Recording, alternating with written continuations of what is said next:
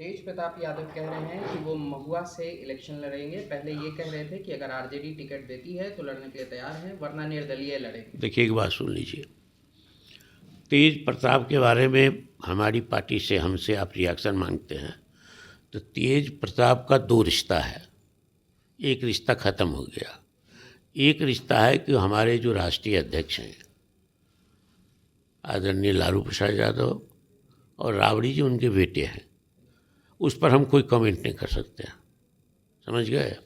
दूसरा है कि हमारे जो राष्ट्रीय अध्यक्ष जो सक्षम है वही एकमात्र, उनको पार्टी से निष्कासित किया है 6 वर्षों के लिए, तब वो हमारी पार्टी में नहीं है। ये बिंदु पर हम कह सकते हैं। तो इस बिंदु पर जो कहना था हमको कह दिया कि पार्टी के 6 वर्ष के लिए निष्कासित है, तो उनको टिकट देने के सवाल पर कोई विचार नहीं हो सकता है। तेजस्वी यादव ने यहाँ तक सदन में भी कहा है कि हम इलेक्शन बॉयकॉट करेंगे, चुनाव का बहिष्कार करेंगे। क्या अभी भी आरजेडी इन शर्तों के साथ खड़ी है? असल में तेजस्वी जी ने जो बातें कही थी उस बातों को गलत तरीके से प्रेस में कोट किया जा रहा है। तेजस्वी जी ने कहा था कि जो वोटर नहीं रहेगा तो लोकतंत्र में चुनाव का क्या मतलब होता है, चुनाव प्रक्रिया क्या मतलब है। वोटर के नाम को आप डिलीट कर दीजिएगा तो चुनाव से क्या, इस कंटेक्स्ट में कहा था उन्होंने, तो वो कंटेक्स्ट अभी भी कायम है। उन्होंने कहा था कि लेकिन ये बात नहीं कहा था कि हम चुनाव प्रक्रिया का बहिष्कार करेंगे। सुने, चुनाव प्रक्रिया पर भी बहिष्कार करने पर विचार किया जा सकता तब जब सभी वोटर को और मैक्सिमम वोटर को आप वोटर लिस्ट से निकाल देंगे। तो वोटर नहीं रहेगा तो चुनाव कहाँ से होगा, चुनाव नहीं रहेगा तो डेमोक्रेसी कहाँ से रहेगा, इस कॉन्टेक्स्ट में कहा था। आज सर भारी बारिश हो रही थी, उप मुख्यमंत्री के घर में भी पानी जम गया, तेज प्रताप यादव के घर में भी पानी जम गया, नगर निगम की पोल खुल गई, सरकार की पोल खुल गई आज की बारिश। ये सुशासन बाबू है, तो सुशासन का तांडव नृत्य हो रहा था सड़क पर, सबकी गाड़ी बह रही थी। अब गड्ढा पहले कहता था ना, सड़क में गड्ढा है, गड्ढे में पानी है, पानी अब बह रहा है सड़क पर। तो ये तो जो 20 वर्षों तक बिहार की जनता को धोखा दिया है सुशासन बाबू के नाम पर, सब पोल खुल रहा है, चुनाव नज़दीक आ रहा है, इस बार इलाज हो जाएगा सरकार का। एसआईआर को लेकर विधानसभा में भी जोरदार हंगामा हुआ और अभी भी महागठबंधन इसको लेकर लगातार क्वेश्चंस कर रही है सत्ता पक्ष के नेताओं से और सत्ता पक्ष से।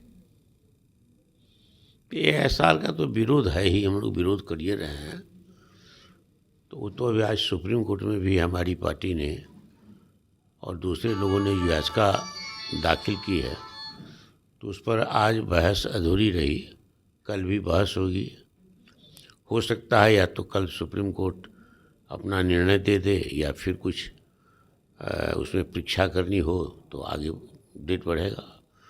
तो विरोध तो है ही हमारा। आज एक फोटो वायरल हो रहा है कि आवासीय में कुत्ते का फोटो डाला हुआ है।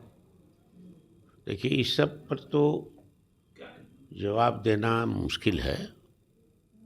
कौन कहाँ डिजिटली ऑपरेट करते हैं इसको, इस पर निर्भर करता है, और इसकी जो गंभीरता है इससे ख़त्म हो जाती है, तो इसलिए इस पर कोई जवाब हमारा नहीं है। लेकिन सत्ता पक्ष के लोग कह रहे हैं कि एसआईआर की का जो कार्य चल रहा है वो अच्छे तरीके से चल रहा है, इसमें कोई गड़बड़ी नहीं है। जो लोग मृत हैं, जो लोग चले गए हैं, सिर्फ उनका नाम काटा जा रहा है।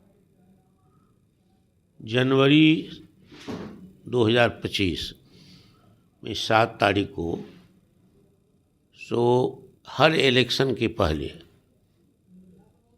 कहा ना, एसआईआर की प्रक्रिया भी हमने कहा ना जारी रहेगी।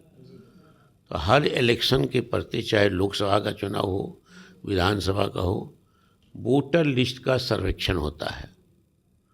7 जनवरी 2025 को इलेक्शन कमीशन ने फाइनल करके अपलोड कर दिया। इसके बाद उसमें जो लोग रह गए, मर गए, जो कहता है इतने लोग मर गए हैं, तो उसमें क्या पता चला कि 5 महीना में 11 लाख हो गया है सिर्फ मरने वाले लोगों की संख्या। तो ये जितनी बातें आ रही है उसमें इलेक्शन कमीशन स्वयं जवाबदेह है, क्योंकि अगर इनके मन में, इलेक्शन कमीशन के मन में किसी तरह की अदरवाइज बातें नहीं रहती, बैड इंटेंशन नहीं रहता। तो जो पैरामीटर था आइडेंटिफिकेशन के लिए, उसमें 3 चीज़ों को डिलीट नहीं, ओमिट नहीं कर दिए रहते। तो पहले शुरुआत इलेक्शन कमीशन स्वयं किया, संदेह के घेरे में अपने को डाला। तो इसीलिए इलेक्शन कमीशन वही सफाई दे जो भारतीय जनता पार्टी करती है। अब भारतीय जनता पार्टी वही सफाई दे रही है जो इलेक्शन कमीशन करता है।